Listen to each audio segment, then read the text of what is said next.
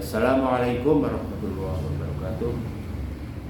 Kembali lagi kita menjelaskan atau mendiskusikan tentang pendidikan. Jadi pendidikan ini masih menjadi topik utama. Sekarang ini ada banyak hal yang menjadi viral. Jadi sekarang ini banyak perguruan tinggi swasta yang seluruh Indonesia, bukan hanya di Malang, itu mengeluh karena ternyata animo masyarakat untuk mengirim anak-anaknya ke perguruan tinggi swasta itu tidak sekuat dulu.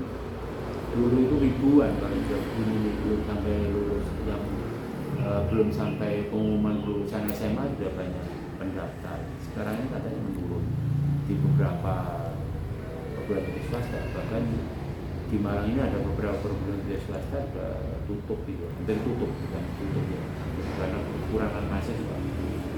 Nah, ada ranking gitu di survei apa gitu. Ternyata perguruan tinggi swasta yang nomor satu itu bukan lembaga Islam ya, justru lembaga lain. Saya tidak usah menyebut nama, tapi ada rankingnya. Yang Universitas Islam itu masih di bawah-bawah ya, di dalam 10 terbaik, tapi hanya beberapa. Nah, menurut jenengan gimana ini Prof Imam? Karena saya yakin Prof Imam ini mantan rektor UIN, dan saya selalu membanggakan, karena saya alumni UIN juga, itu selalu membanggakan alumni UIN. Dia tidak pernah mengatakan saya nganggur, itu odo saja polanya itu, kerja di sana, kerja sini, bahasa Arab pun bisa kerja di yayasan internasional, bayangkan. Dan itu dia S2-nya juga di UI.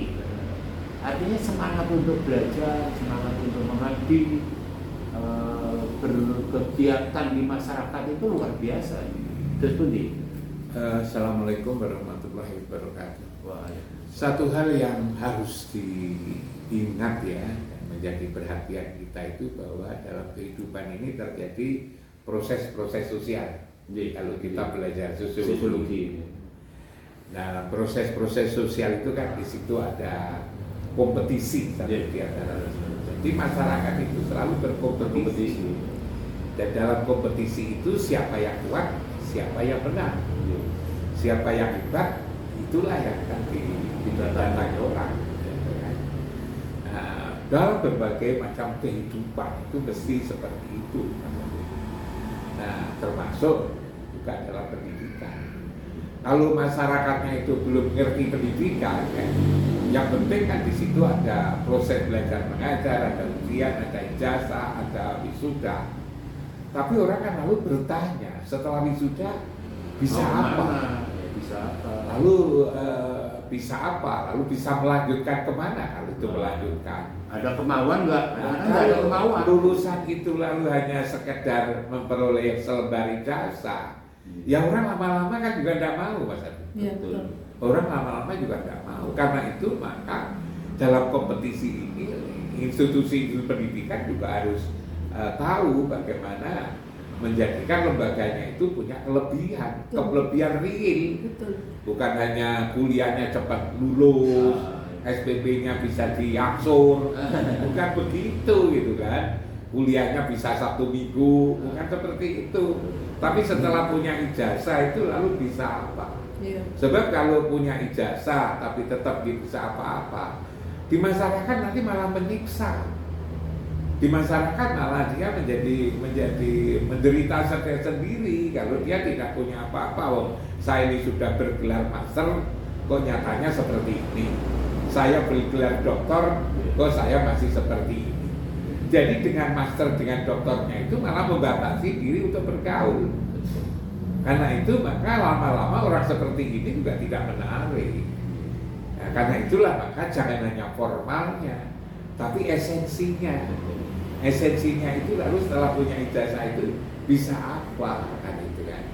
Nah, kalau saya lihat seperti misalnya bukan hanya sekolah perguruan tinggi swasta misalnya, perguruan tinggi negeri, yang apalagi juga perguruan tinggi pesantren ya. Saya kadang-kadang mempelajari kenapa yang namanya goton Gontor itu kan Menua-nua. pesantren, tapi santrinya itu kan dari seluruh Indonesia, dari luar negeri. bahkan dari Singapura, dari Malaysia. Malaysia, dari Brunei. Saya ke Jepang di Tokyo, ada putranya guru besar Jepang itu anaknya disekolahkan di Gontor coba. Luar biasa. Kan itu kan luar biasa. Mengapa Gontor punya daya tarik?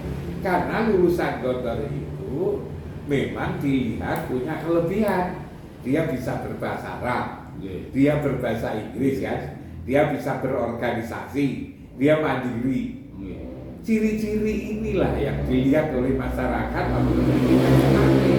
karena itu ya tidak ada kekhawatiran orang Gontor kekurangan murid. Masa-masa baligo-baligo di mana-mana ya tidak ada.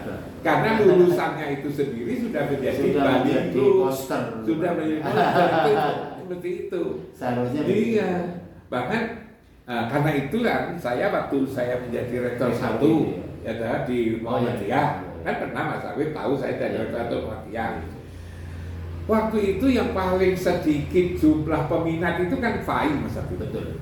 FAI paling sedikit, paling per 10 orang, 7 orang. Pernah itu hanya 3 orang boleh FAI itu satu fakultas. Saya waktu itu kan berpikir, kenapa ini kok jadi sedikit, gitu kan? Ya karena memang masyarakat tahu bahwa kualitas hasil pendidikan di situ FAI itu kurang. Maka lalu saya punya program khusus waktu itu. Mahasiswa tahun pertama kan jumlahnya waktu itu kan hanya 10 atau 9 gitu kan, 8. Saya buat satu kurikulum sendiri. Tahun pertama dari jam 8 sampai jam 1 siang selama 12 bulan hanya belajar bahasa Arab kan itu? Hanya belajar bahasa Arab.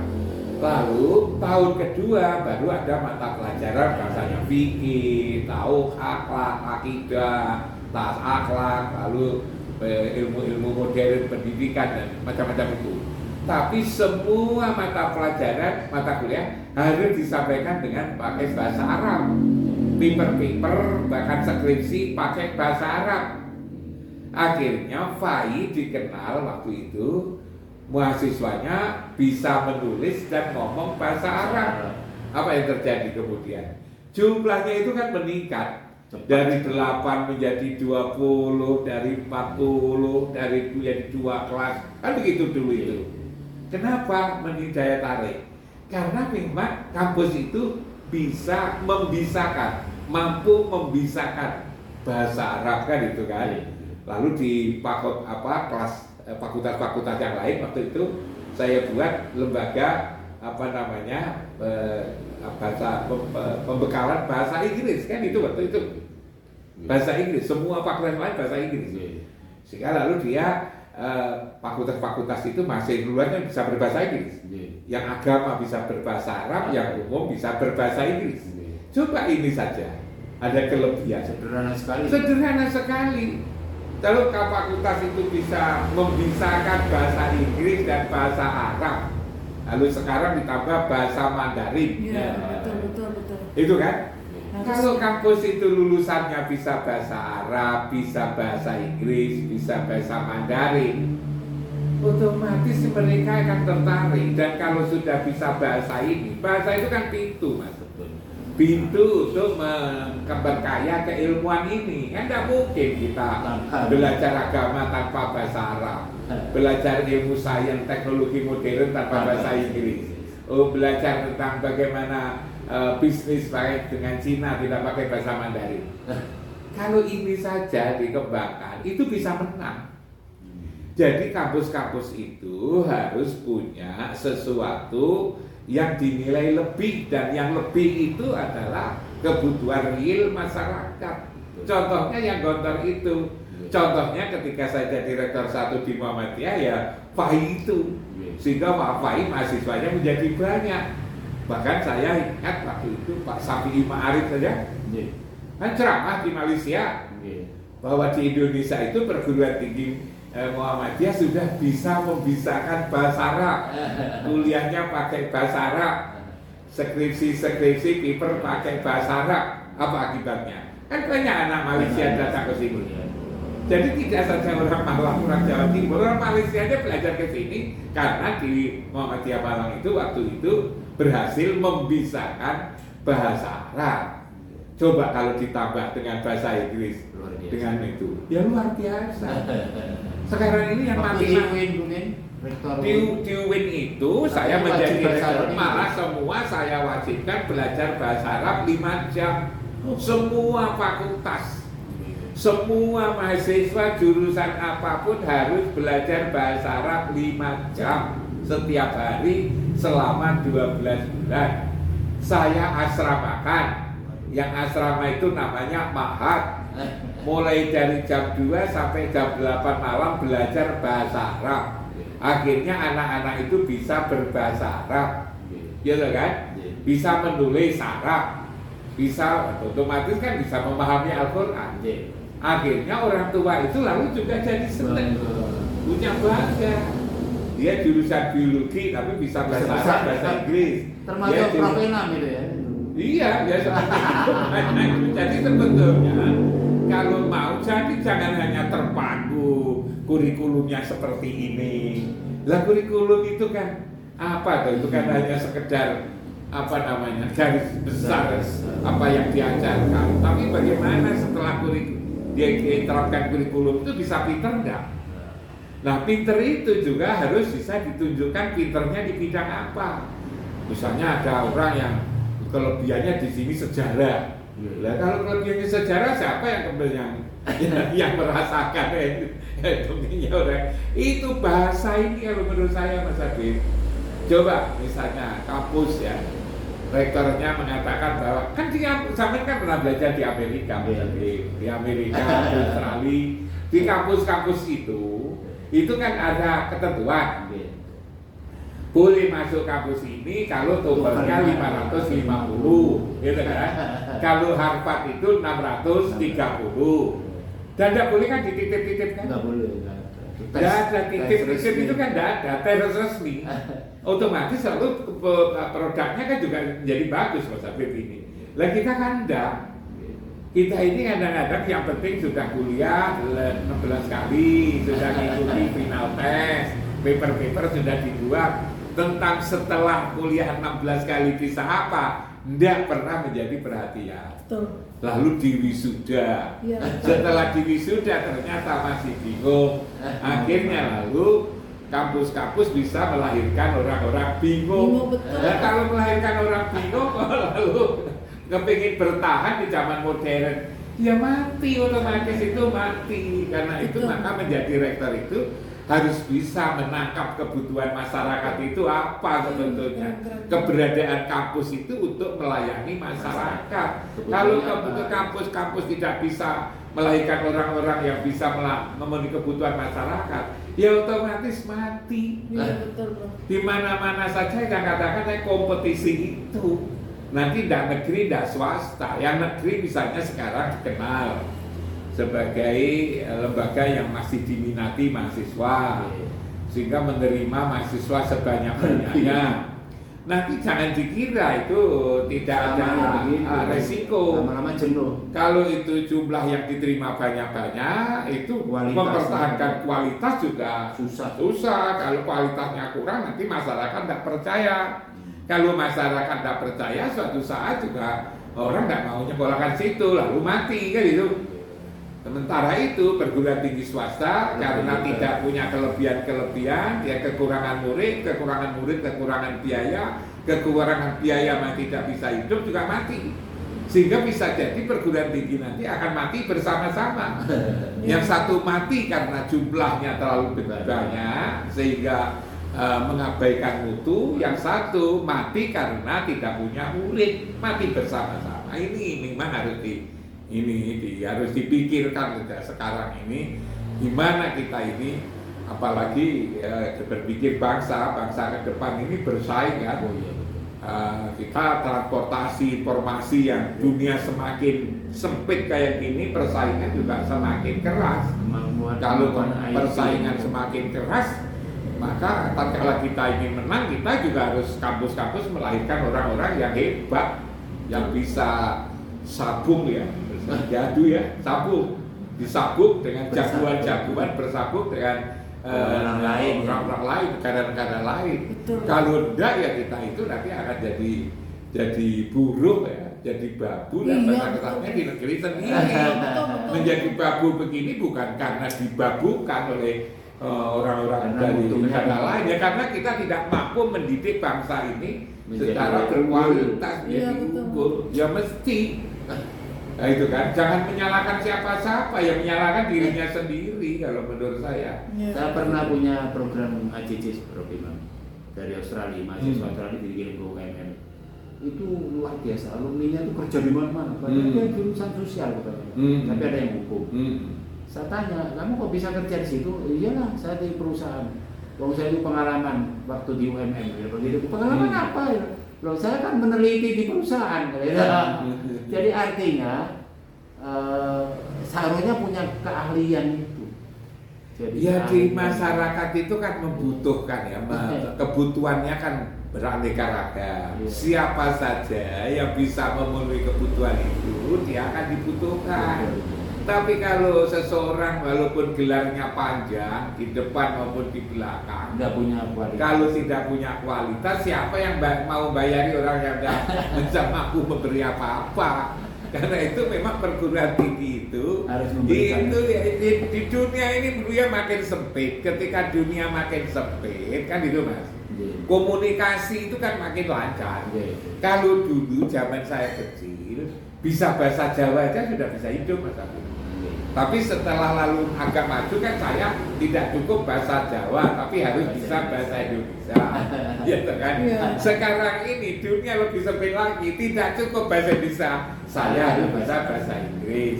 Karena saya beragama Islam, saya harus bisa bahasa Arab.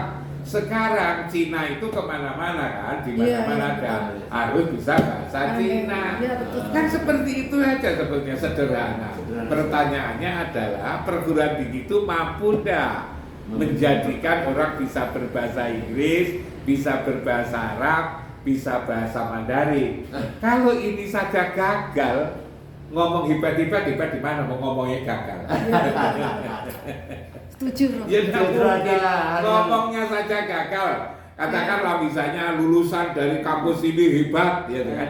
Tapi kalau ngomong aja tidak bisa, hebat dari mana? Betul. Makanya itu kalau menurut saya diberikan jendela dulu. Jendela itu adalah bahasa. Ya betul. Itu kan. Ada yang ironis, Prof. Imam. Jadi mahasiswa dari perguruan tinggi manapun itu belajar bahasa Indonesia malah dipare. Lah, Inggris. iya itu. Tinggal Kan itu mestinya Aneh itu. Aneh. mestinya Aneh kampus-kampus di- itu malu Mas Abid. Malu Karena ya. itu. Mahasiswanya malah di sana mondok. Coba lah Mas Abid, sama perhatikan ketika saya mimpin kampus, ya kan, di Muhammadiyah dulu, Iya. ya kan. Iya. Saya kan lama di sana. Iya. Fai tadi katakan Iya. harus bisa bahasa Arab.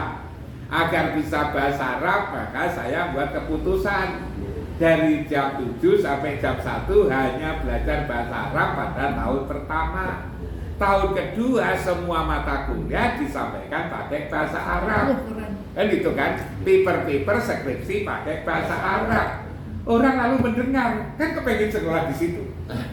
Begitu putranya Kiai Badi Durja itu di Probolinggo. Sekolah kan di Muhammadiyah waktu itu. Kalau ditanya kok sekarang kan Kiai Inggris bisa bahasa Arab, coba. Karena itu sebetulnya Ada nilai plus. Ada nilai plus. Lalu yang umum saya ajari belajar bahasa Inggris. Itu pasukannya itu dulu Pak Parto yang Ada belajar LC kan. itu, LC. Iya, Pak Parto dan Betul, teman-temannya betul. itu Pak Nur Yasik. Iya. Itu kan beliau itu kan enggak tahu siang, enggak tahu malam, kerja keras lah. Iya betul.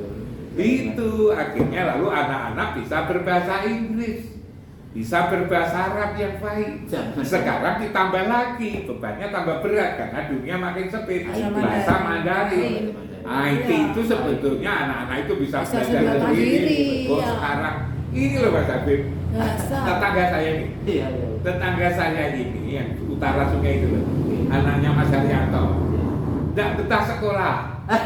Sehingga kelas 5 itu berhenti kelas 5 SD. Ya Allah. Tapi dia kontak adik lewat Google belajar IT. Oh iya iya. Sekarang itu gajinya itu 10 juta Mas Habib. Coba Kerja di mana? perusahaan Ya. digaji 10 SD. juta. Tak lulus. Gak lulus maksudnya. Nah, belum tak lulus, saya kelas 5. Orang Tapi bisa pintar. Pintar dia itu di sini. Cara membuat macam-macam itu kan. Website macam-macam itu. Dia direkrut digaji 10 juta. Apa tanya orang yang belajar? SD. Jamaah saya sholat Iya. itu. Karena itu kalau ada lulusan perguruan tinggi lalu tidak laku, ya memang mungkin hanya punya ijazah, Iya, betul. tapi tidak punya kemampuan yang digambarkan oleh ijazah itu. Betul sekali. Karena itu kampus-kampus itu harus sadar itu.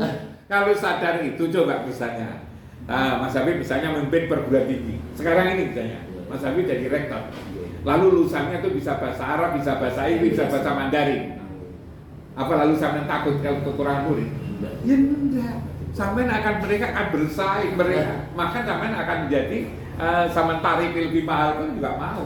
Kalau lulusan sampean bisa bahasa Arab, bisa bahasa Inggris, bisa bahasa Mandarin.